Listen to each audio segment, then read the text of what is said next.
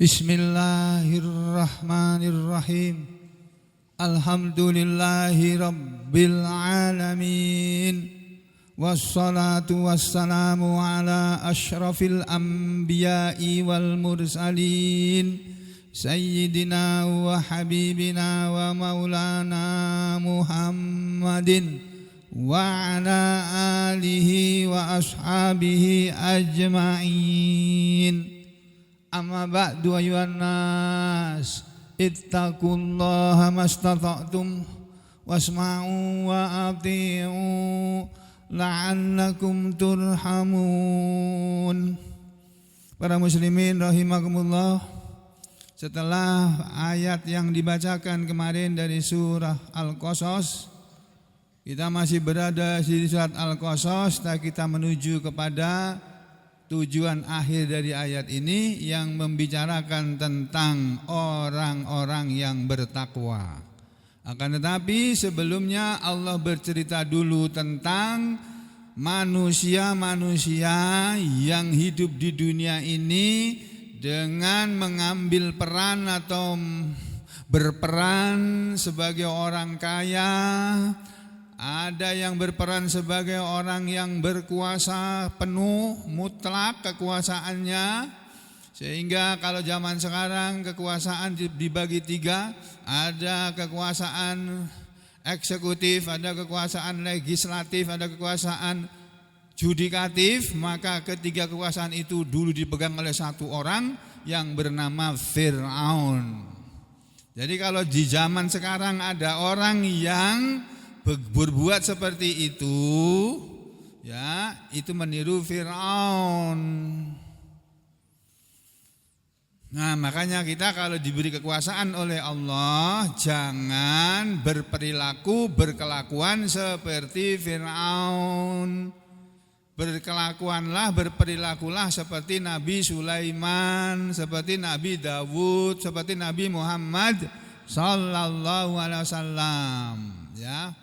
Jadi ada cerita dari Allah Subhanahu wa taala sebagai berikut. Silakan buka surat yang ke-28 ayat 76 dan seterusnya sampai akhir hayat. A'udzu billahi minasyaitonir rajim.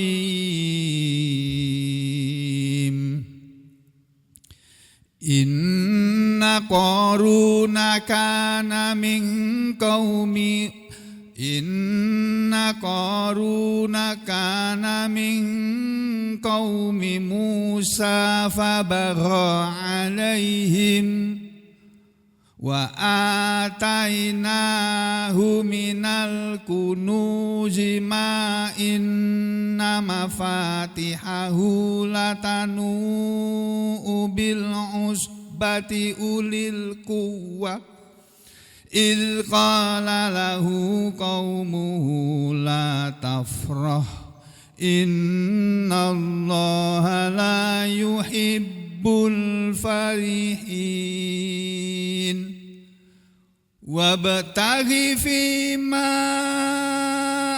آتاك الله الدار الآخرة ولا تنس نصيبك من الدنيا وأحسن كما أحسن الله إليك ولا تبغ الفساد في الأرض إن الله لا يحب المفسدين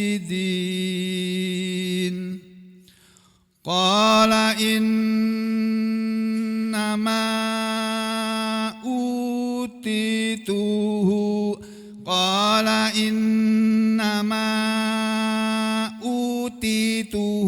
على علم عندي أولم يعلم أن الله قد أهلك من قبله من القرون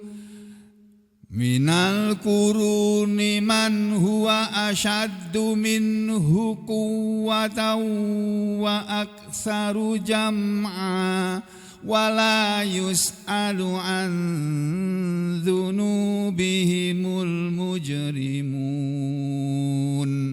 فخرج على قومه في زينته قال الذين يريدون الحياة الدنيا يا ليت لنا مثل ما أوتي قارون إنه لذو حظ عظيم وقال الذين أوتوا العلم ويلكم ثواب الله خير لمن آمن وعمل صالحا ولا يلقاها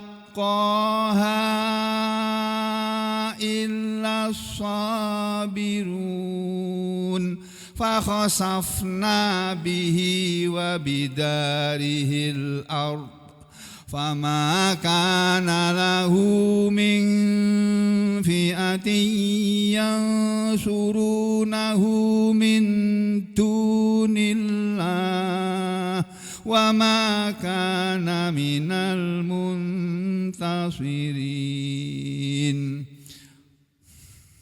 وأصبح الذين تمنوا مكانه بالأمس يقولون ويك أن الله يبسط الرزق لمن يشاء من عباده ويقدر ولولا أمن الله علينا لخسف بنا وكأنه لا يفلح الكافرون.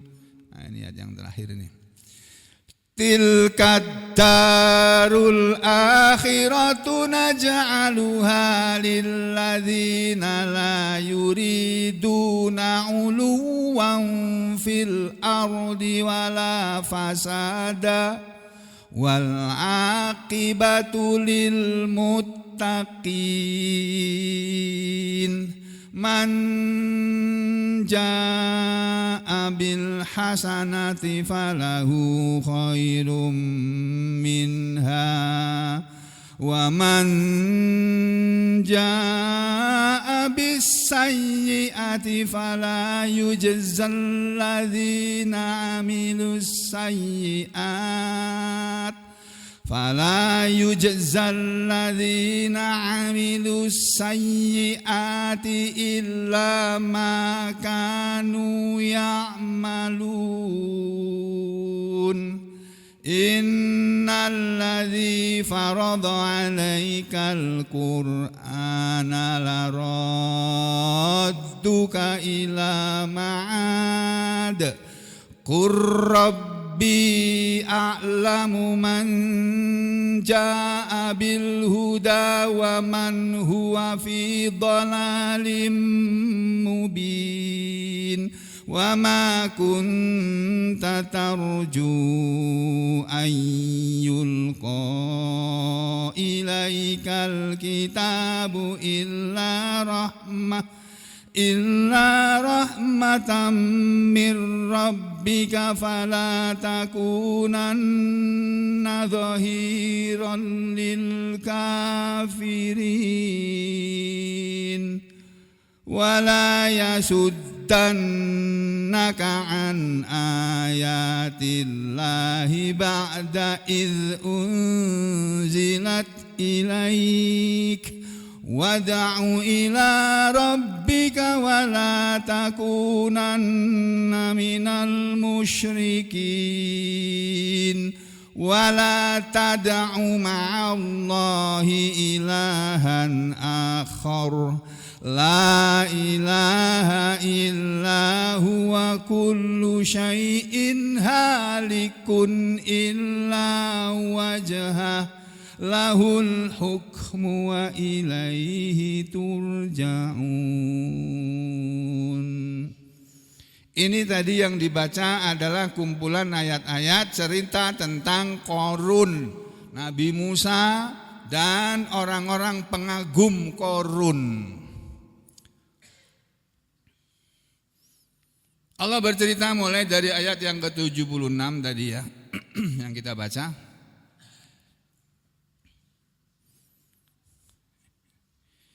Inna Qorun, sesungguhnya Qorun, nama orang ini terkenal, namanya terkenal. Kurang seperempat jam ya. Ini nama ini terkenal. Yang seringkali kalau kita orang Indonesia punya halaman luas, punya ladang luas, terus menanam sawit atau menanam tanaman kebun, ya tanaman apa saja seperti Pak Haryono itu di rumahnya banyak tanaman. Mana Pak Haryono? Alhamdulillah. Barakallahu lakum. Semoga Allah beri istiqamah kepada Pak Haryono dan semuanya juga, ya kepada saya juga. Jadi kalau kita gali-gali lubang di belakang rumah kita, nganggur-nganggur ini masih kuat macul mencangkul gitu, mau bikin nanam tanaman atau mau bikin lubang untuk tempat sampah gitu. Tiba-tiba pacul kita mengenai satu benda keras. Loh, kok bukan tanah? Apa ini? Loh, kok bukan batu? Begitu dilobangi lagi, diperdalam lagi, ternyata guci. Guci kuno ini. Begitu diangkat, guci ini isinya apa? Uang emas di dalamnya. Nah, kita bilang apa? Saya dapat harta karun. Nah, itu harta karun itu. Qorun itu bukan harta karun, harta korun. Ya, ini Allah bercerita. Inna Qorun, sesungguhnya Qorun itu karena dia adalah min qaumi Musa, termasuk kaumnya Nabi Musa. Jadi kaumnya Nabi Musa ini Qorun ini hidup di zaman Nabi Musa. Ketika Nabi Musa mengajarkan ajaran kitab Taurat kepada Qorun, Qorun nggak pernah ngaji kepada Nabi Musa, nggak pernah. Kerjaannya cari duit melulu. Makanya kaya raya dia. Tapi setelah kaya raya, bukannya dia berbuat baik pada orang miskin, yang dia lakukan adalah fabagha alaihim, lalu dia berbuat melampaui batas kepada mereka, kepada kaumnya Nabi Musa. Ini tadi ayat 36. Aku diajari Syahid gimana kemarin itu. Nanti balik lagi, buka lagi gitu ya, Hid ya. Sama aja dengan gini. Sama aja dengan begini. Loh, aku jadi batuk ya. Kemarin enggak batuk ya. Ya lagi dikasih batuk. Dinikmati aja. Asal jangan kambuh asmanya ya Allah, jangan kambuh asmanya ya Allah. Nah, ini kita lihat penjelasannya sekalian. Ya. Dari kitab tafsir paling terkenal di seluruh dunia, kitab tafsir Ibnu Katsir. Bagi yang ngaji pasti tahu kitab tafsir ini. Kalau enggak pernah ngaji ya enggak pernah tahu. Ini ya saya bukakan tafsirnya. Nah, mudah-mudahan kita sampai pada hal yang penting dari kumpulan ayat-ayat ini. Diceritakan oleh Ibnu Katsir, Ani bin Abbas, keterangan dari sahabat Ibnu Abbas radhiyallahu anhuma, sahabat Nabi, yang mengatakan ayat yang berbunyi inna Qaruna kana min qaumi Musa, sesungguhnya Qarun itu dia adalah dari kaumnya Nabi Musa. Qala, kata Ibnu Abbas, karena adalah Qarun itu dia adalah ibna ammihi, anak laki-laki pamannya Nabi Musa. Anak laki-laki pamannya Nabi Musa. Berarti dengan Nabi Musa apa? Sepupu sekali ya, sepupu gitu aja ya.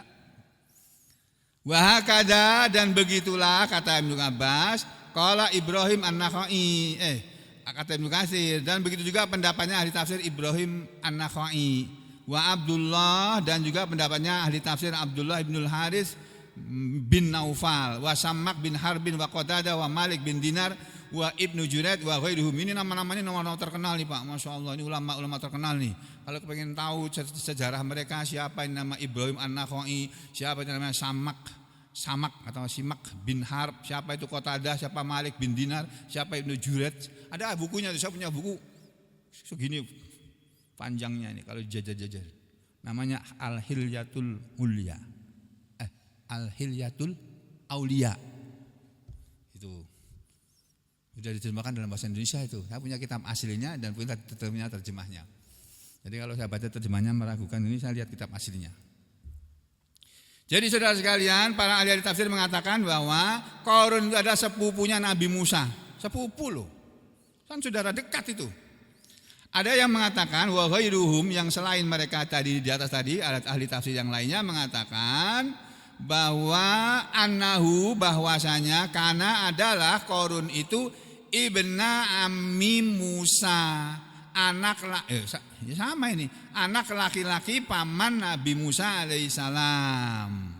Nah, yang lainnya mengatakan Ibnu Juraid ini Qarun, dia itu namanya Qarun bin Yashar bin Qahis. Wa Musa, sedangkan Nabi Musa namanya Musa bin Imran bin Qahis. Ini sama-sama berhenti pada kakek yang sama ini, Qahis. Ya. Musa anak laki-lakinya Imran, anak laki-lakinya atau cucunya Qahis. Kalau Qarun ini anak laki-lakinya Yashar, bapaknya atau kakeknya Qahis. Nah, sama, kakeknya sama ini. Makanya dibilang saudara sepupu. Yang lain mengatakan wa za'ama Muhammad bin Ishaq bin Yasar, ahli sejarah dan ahli tafsir juga, Muhammad bin Ishaq mengatakan anna Qarun, bahwasanya orang yang bernama Qarun ini karena dia adalah amma Musa, pamannya Nabi Musa alaihissalam. Jadi ada dua versi. Yang betul yang mana wallahu a'lam, dan itu enggak penting. Yang penting adalah pokoknya Qarun itu ada, Nabi Musa itu ada. Ceritanya ada, pernah terjadi. Itu aja. Ya. Jadi begitu, ada yang bilang Qarun itu saudara sepupunya Nabi Musa, ada yang mengatakan Qarun itu adalah pamannya Nabi Musa. Jadi pamannya, amangnya itu ya. Kemudian Ibnu Jarir, ahli tafsir Ibnu Jarir mengatakan wa aksaru ahli ilmi, dan kebanyakan ulama, ahli ilmu saya ulama berpendapat ala kepada annahu, bahwasanya Qarun karena adalah ibna ammihi, anak laki-laki pamannya Nabi Musa. Itu pendapat yang paling terkenal dari seluruh ulama ahli tafsir. Wallahu a'lam, kata Ibnu Katsir. Dan Allah lah yang lebih tahu. Nah, selesai siapa itu Qarun ya. Sekarang kita teruskan. Qarun ini kata Allah selanjutnya, wa atainahu minal kunuz, dan kami Allah telah memberi kepadanya dari perbendaharaan harta benda, dari tempat-tempat penyimpanan harta. Banyak sekali Qarun itu. Yaitu minal amwal, hartanya banyak. Ma inna mafatihahu, apa yang sesungguhnya kunci-kunci lemari kekayaannya, kunci-kunci berangkasnya, latanu'u, sungguh memberatkan, bil usbati, kepada sekelompok orang, ulil kuwah, yang mempunyai kekuatan. Ini dikatakan di sini harta tempat kunci bukan lemarinya. Kunci lemari tempat penyimpanan hartanya Qarun itu kalau dikumpulkan dalam satu wadah, dalam satu peti itu memberatkan orang, kata Allah, saking banyaknya. Itu baru kuncinya, belum lemarinya, Pak. Paham sampai sini, Pak? Nah, baru kuncinya. Lemarinya lebih banyak lagi. Kuncinya saja ditumpuk gitu. Ini la yusqalu hamluha al-fi'ama minan nas likasratiha. Dikatakan di sini kunci lemarinya itu bisanya diangkat oleh orang-orang yang kuat-kuat dan jumlahnya tidak satu orang, tapi jumlahnya itu sampai 8 orang. Ya, 8 orang yang kuat-kuat. 8 orang yang kuat. Ingat, Nabi Musa, kaumnya tuh badannya gede-gede, nggak seperti kita nih, umat Nabi Muhammad SAW kecil-kecil. 8 orang yang kuat-kuat, gotong royong mengangkat peti itu baru bisa. Itu baru kuncinya. Kalau satu persatu diambil kuncinya, dibuka lemari-lemarinya itu, waduh, banyak sekali. Ya itu, karena banyaknya hartanya. Nah, lalu apa kata Allah? Idz qala lahu qaumuhu, ketika berkatalah kepada Qarun kaumnya Nabi Musa. Karena suatu hari Qarun itu karnaval. Melakukan keliling kota, semua lemarinya ditumpuk, diangkut oleh kereta. Ada yang bilang keretanya ditarik oleh kuda, ada yang bilang keretanya ditarik oleh orang. Ya, jadi kereta-kereta tempat penyimpanan lemari-lemari harta Qarun dipamerkan di masyarakat di ibu kotanya kerajaan Fir'aun ini, kerajaan Fir'aun. Di saat itu dia pamer, ini loh harta kayanya, lemari 1 isinya berlian, kira-kira gitulah. Lemari 2 isinya emas, lemari 3 isinya perak, misalnya begitu. Lemari 4 dan seterusnya, beribu-ribu lemari itu, ratusan ribuan itu. Nah, waktu dia pameran keliling kota, ada yang ngomong begini, nyeletuk begini nih. La tafrah, janganlah engkau berbangga diri wahai Qarun. Innallaha, sesungguhnya Allah la yuhibbul farihin. Allah tidak suka orang yang berbangga-bangga, orang yang sombong, orang yang membanggakan dirinya atau jabatannya atau kekayaannya. Allah enggak suka. Gitu. Yaitu wa'adhahu, menasihati kepada Qarun fima huwa fihi solihu qaumihi. Siapa yang dia itu ada di dalam kelompok masyarakat tadi dari orang yang soleh dari kaumnya Nabi Musa. Itu ngomong begitu, la tafrah, janganlah engkau berbangga diri wahai Qarun, bima anta fihi, dengan apa yang ada pada dirimu. Yakni maksudnya la tabtor, janganlah engkau sombong, bima anta fihi minal amwal, karena apa yang engkau ada padanya harta benda kamu, karena kamu punya harta benda yang banyak. Jangan sombong kamu wahai Qarun. Kenapa? Innallaha la yuhibbul farihin. Sesungguhnya Allah enggak suka kepada orang-orang yang sombong. Ya, al-farihin. Nah, kemudian kata Allah selanjutnya, kemudian si orang soleh tadi, kaumnya Nabi Musa ini, santrinya Nabi Musa yang ngaji pada Nabi Musa tiap hari, menasihati Qarun. Bukan Nabi Musa yang menasihati, santrinya. Kalau kita bilang sekarang santrinya, muridnya Nabi Musa yang beriman, yang soleh, menasihati Qarun. Qarun, jangan sombong gini, Qarun. Gak baik ini kamu pamerkan harta, sementara yang nonton orang-orang miskin semua ini. Ini kelakuan Qarun persis seperti kelakuan anggota DPR yang beberapa hari lalu bikin ribut itu. Pamer jam tangan miliaran lah, pamer rumah mewah, mobil mewah. Itu persis tuh kelakuan Qarun itu. Jangan ditiru. Ya.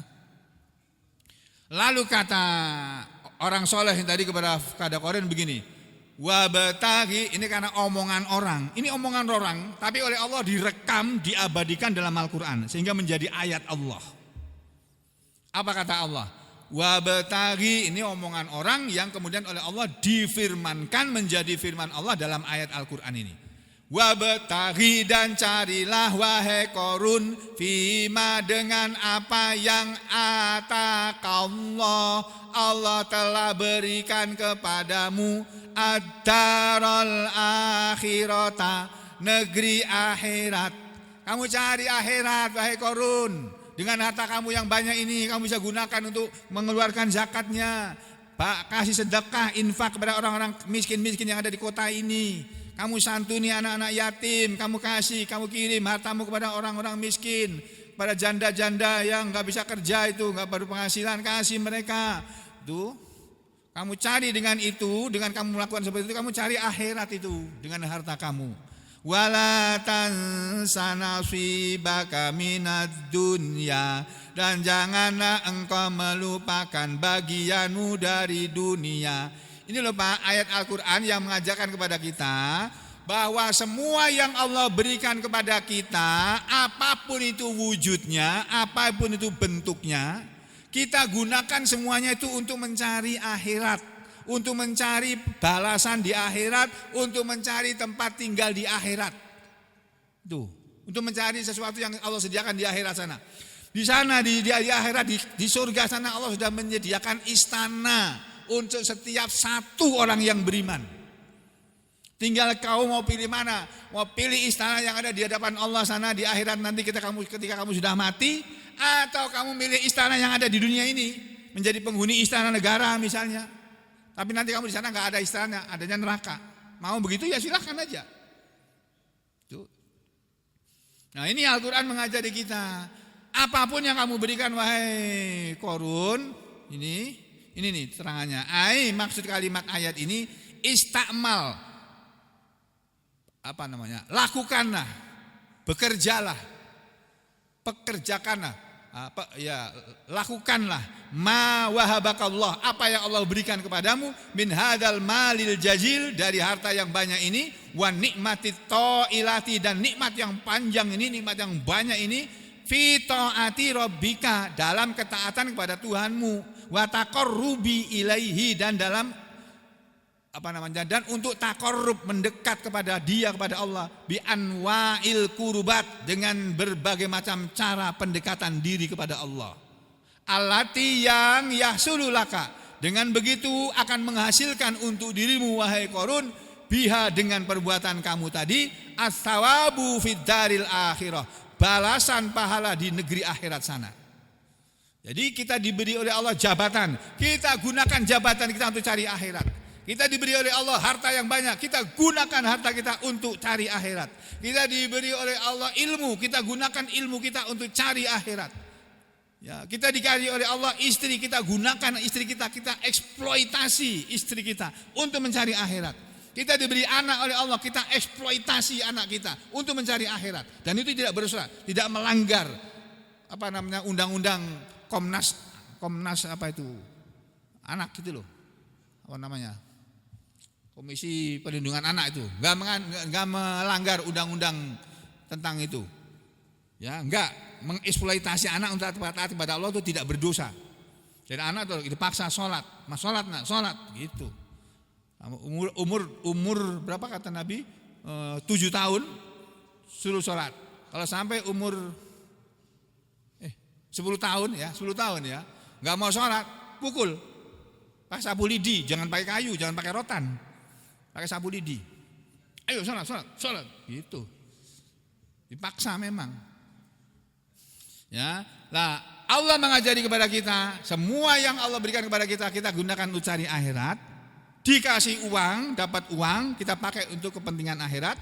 Ya kita pakai untuk diri kita, kasih kepada istri kita, kasih kepada anak kita, kasih kepada cucu kita, kasih kepada kerabat kita, kasih kepada orang miskin, kepada fakir miskin, kepada anak yatim, kepada siapa saja yang perlu kita kasih, yang selama uang itu cukup untuk mereka semuanya. Nah kalau masih ada sisa, baru kita simpan.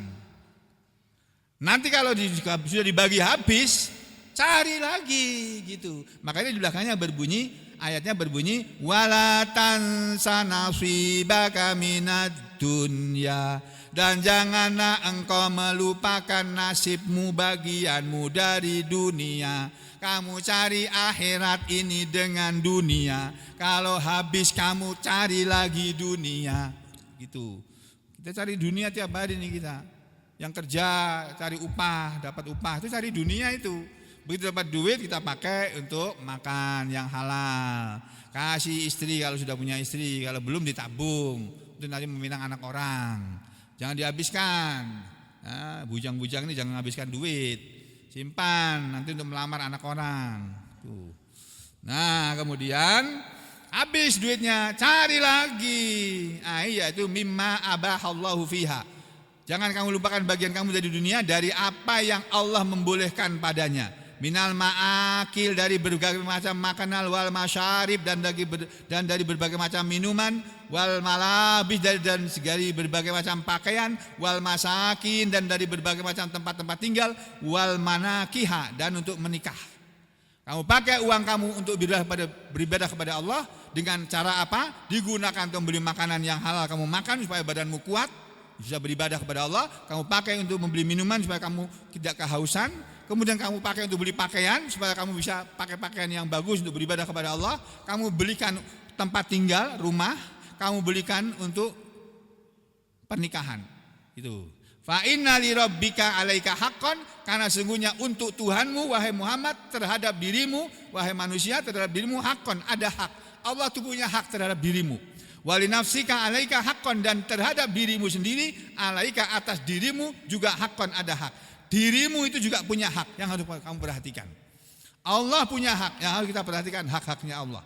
Diri kita juga punya hak yang kita perhatikan, hak diri kita. Hak diri kita itu artinya diri kita ini perlu apa? Perlu makan. Ya kita kasih makan nih diri kita ini.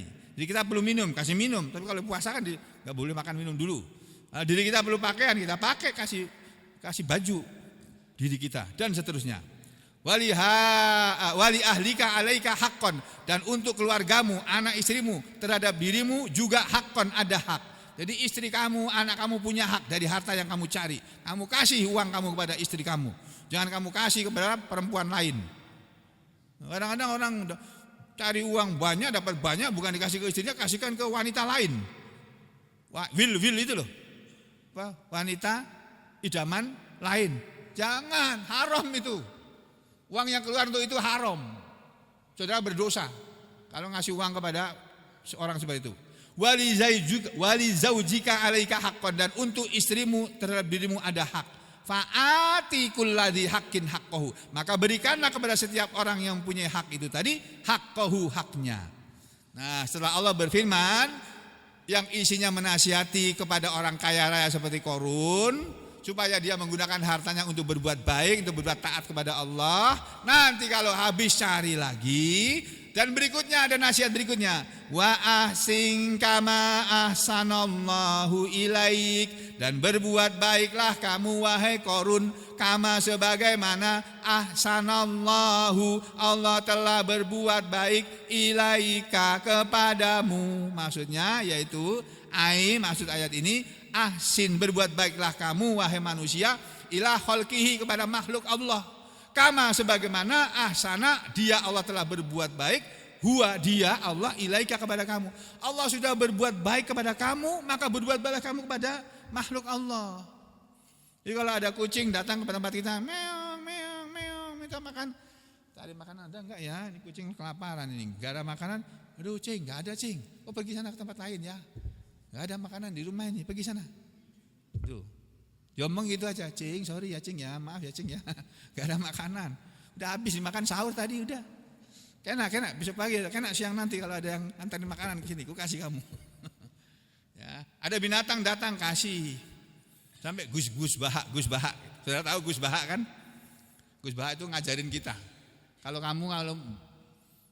makan makanan gak habis dan terlanjur basi, kamu makan gak baik untuk tubuhmu, kamu buang dengan istighfar dan kamu bilang, ya Allah, ini untuk makhluk engkau yang bisa memakannya. Jadi dapat sedekah.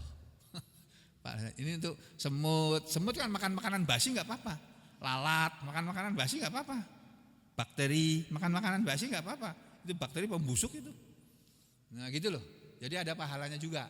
Kelihatannya membuang makanan tapi masih dapat pahala. Itu kata Gus Bahak. Ya, kemudian kata Allah, wala tabghil fasada fil ard, dan janganlah engkau berbuat kerusakan di muka bumi. Maksudnya jangan berbuat maksiat di muka bumi dengan harta benda kamu. Tuh, la takun himmatuka bima anta fihi, janganlah menjadi keinginanmu dengan apa yang engkau ada padanya, dengan harta yang engkau punyai tadi, antufsida bihil ard, bahwa engkau berbuat kerusakan dengan harta itu di muka bumi ini. Watu si'a ila khalqillah, dan engkau berbuat jahat kepada makhluk Allah. Jangan kamu gunakan harta kamu untuk kamu berbuat jahat kepada makhluk Allah. Itu. Misalnya apa? Ada orang sekarang ini kan mengumpulkan sekelompok orang yang biasa dikenal dengan buzzer. Nah, buzzer kumpulan sini. Kamu kasih uang Nah, sekian M atau sekian puluh juta. Kamu bikin berita supaya orang itu malu. Itu namanya menggunakan uang untuk, kata apa kemarin tuh Gus Baha, dia bilang katanya itu character assassination, membunuh karakter orang. Itu dosa besar itu. Gak boleh kita begitu itu. Kita bermusuhan dalam bidang politik, bersaing, gak, itu boleh saja, sah saja. Tapi membunuh karakter orang gak boleh. Dia punya keburukan, kamu juga keburukan. Kamu juga punya keburukan. Kalau dia tahu keburukan kamu, dia akan buka juga. Akan dibuka juga keburukan kamu. Kamu gak suka kalau keburukan kamu diketahui orang, kamu jangan buka aib orang lain. Itu. Ya, kenapa? Innallaha la yuhibbul mufsidin. Sesungguhnya Allah tidak mencintai orang-orang yang berbuat kerusakan. Berbuat kerusakan maksudnya berbuat maksiat, berbuat kerusakan di tengah-tengah keluarga, kerusakan di tengah-tengah masyarakat, kerusakan di negara. Enggak boleh semuanya. Itu ajaran Islam. Ini baru ayat yang ke-76 dan 77, belum yang di belakangnya. Insyaallah kita ketemu lagi dalam kesempatan yang lain. Aku lu qouli hada, astaghfirullah li wa lakum. Allahumma taqabbal minna innaka antas samiul alim wa tub alaina innaka antat tawwabur rahim. Ya Allah, ampunilah dosa dan kesalahan kami semuanya ya Allah. Berilah kami semuanya dan istri-istri kami dan suami-suami kami dan anak-anak kami dan cucu-cucu kami dan keluarga kami, kerabat-kerabat kami dan semua orang-orang muslim ya Allah. Berilah kepada mereka semuanya kesehatan dan kekuatan. Sembuhkanlah penyakit-penyakit yang mereka derita. Berilah mereka semua kemudahan dan keberuntungan dalam hidup mereka masing-masing. Jauhkanlah mereka dari kesyirikan dan kemaksiatan dalam segala urusan mereka. Berilah mereka semua kemudahan dalam segala urusan mereka, urusan rezeki mereka, urusan jodoh mereka, urusan sekolah mereka, urusan kuliah mereka, urusan pekerjaan mereka dan urusan rumah tangga mereka. Berilah kepada kami semuanya ya Allah istiqomah dalam kebaikan dan husnul khotimah di akhir kehidupan nanti. Wa aqulu qouli hadza astaghfirullah li wa lakum. Allahumma taqabbal minna innaka antas samiul alim wa tub alaina innaka antat tawwabur rahim. Wa sallallahu ala Muhammad wa ala ali Muhammad walhamdulillahi rabbil alamin.